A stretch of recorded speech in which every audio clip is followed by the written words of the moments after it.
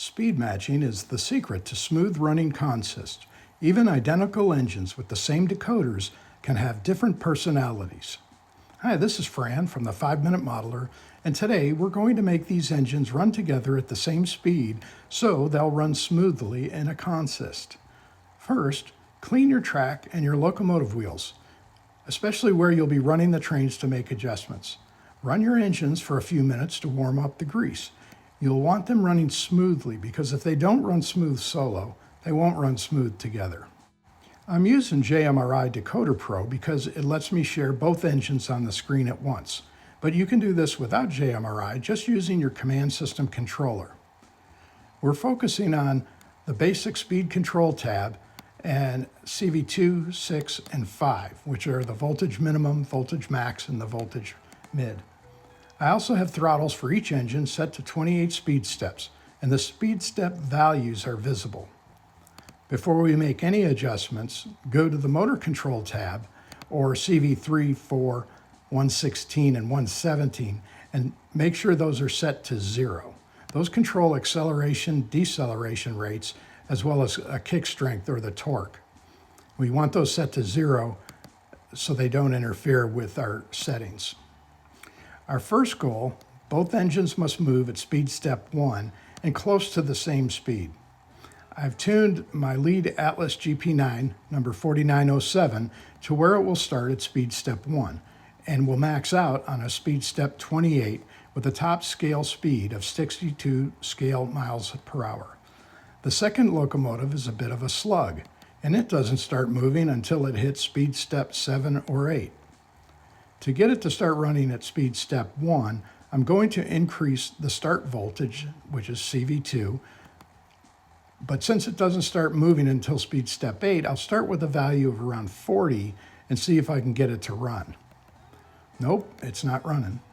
Okay, I'm going to bump it up into the 60s using the JMRI slider and see what happens. Okay, now it's running. Now it's a matter of dialing in the lowest value to get it to start at speed step 1. That's your sweet spot where we overcome motor friction. So I have 4907 running at speed step 1, which is at approximately 4 scale miles per hour. I want to make final adjustments on number 4900 to match that speed. I settled in at 47 for CV2 to match the speed, making sure to write the changes to the sheet.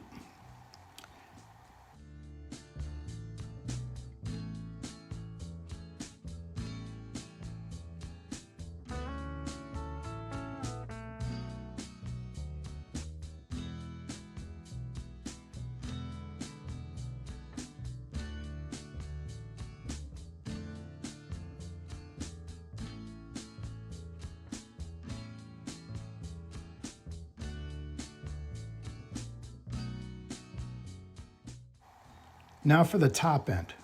We typically don't want rocket ship trains. We want scale speeds.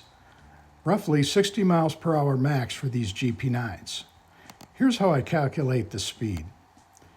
I mark 2 spots on a level part of my layout, 4 feet apart. I mark these with railroad ties on the far right of the screen and the far left. I also have a 1-foot section that I use for measuring speed step 1. To calculate the speeds, I'll use this calculator from modelbuildings.org, and I'll put a link in the description.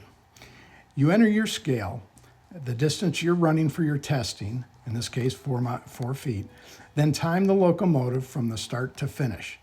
Hit calculate and you'll have your speed in miles per hour. Here's a table of various scale speeds based on a 4-foot section of track.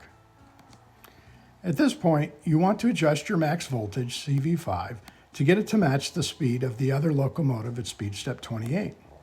It takes about 7 seconds to traverse that 4-foot section. I also make sure I have a running start before I start the timer. When I started, the CV5 value was in the 200s, much too fast for this layout. I adjusted the value down a couple of times and landed on 168. That would match the other locomotive speed at speed step 28. This setting acts as a governor to keep the top speed to a more realistic level.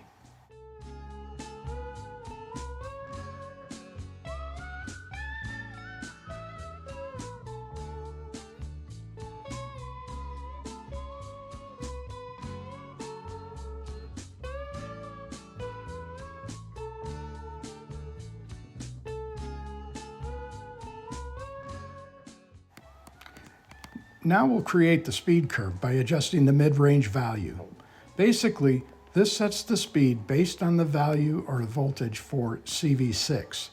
I am using a speed step of 12 to set as my mid-range, as I like to reach mid-range a bit sooner.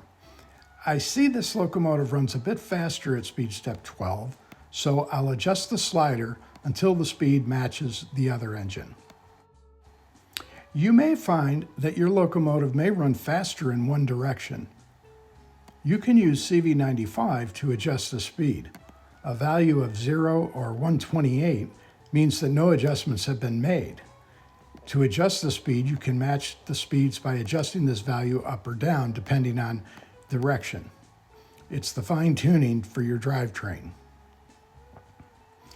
Once you create your consist, you may find that the engines don't run the same. Maybe one starts at speed step 1 and the other doesn't start until speed step 4. This is fairly common and just requires a bit of tweaking the values to get them running smoothly again. I checked mine at speed step 1, 12, and 28. I had to adjust my high end and slow speed slightly, but you can do this while they're consisted. Just adjust each locomotive as needed.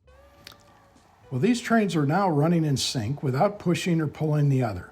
You don't have to get them exactly the same, but close is generally close enough. Now, we'll couple them together and get them pulling longer trains. There's no jerking, no dragging, just smooth power. By matching all my locos to the same master engine, I can now mix and match my consist any way I want. But don't take my word for it. Grab a couple of engines and try the 4-foot test. You might be surprised to see how fast your slow trains are running. And I'll see you next time on the 5-Minute Modeler.